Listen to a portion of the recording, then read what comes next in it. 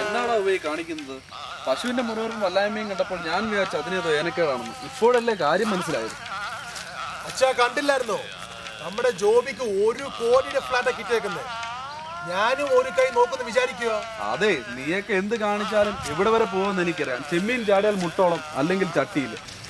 ഓ അങ്ങനെ പറയല്ലേ വരീത്. നാളെ ലോകമറിയുന്ന ഒരു ഗായകനായി ഇവൻ മാറിയേക്കും. പിന്നെ നമ്മുടെ കാലത്ത് അങ്ങനെയുള്ള പരിപാടികളൊന്നും ഇല്ലാത്തതുകൊണ്ട് പല കലാകാരന്മാരെയും ലോകം അറിയാതെ.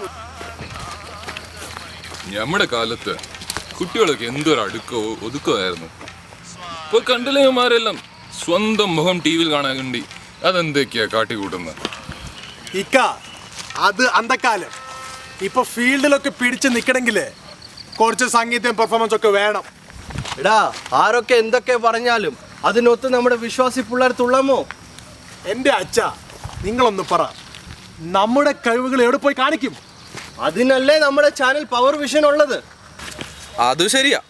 പവർ വിഷൻ ഒരു വ്യത്യസ്തമായ ചാനലാണെന്ന് ഞങ്ങൾക്കറിയാം. പരസ്യത്തിന്റെ കാര്യത്തിൽ അവർ വ്യത്യസ്ത പുലർത്തുന്നുണ്ട്.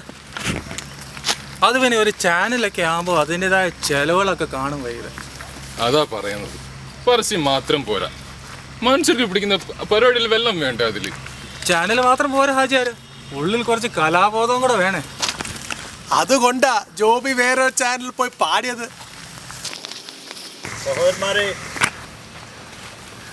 ഇത് സംബന്ധിച്ച് നിങ്ങൾ തമ്മിൽ തർക്കിക്കുന്നത് എന്തിന്? ഫലം കൊണ്ടല്ലോ വൃക്ഷത്തെ തിരിച്ചറിയുന്നത്. ദ്രവ്യാഗ്രഹം സകലവിധ ദോഷത്തിനും കാരണമാകുന്നു. പിന്നെ ഒരുവൻ സർവ്വലോകവും നേടിയാലും തൻ്റെ ആത്മാവിനെ നഷ്ടമാക്കിയാൽ എന്തു പ്രയോജനം? ആകയാൽ നിങ്ങൾ കുടിച്ചാലും തിന്നാലും എന്തു ചെയ്താലും ദൈവനാമ മഹത്വത്തിനായി ചെയ്യുവീൻ.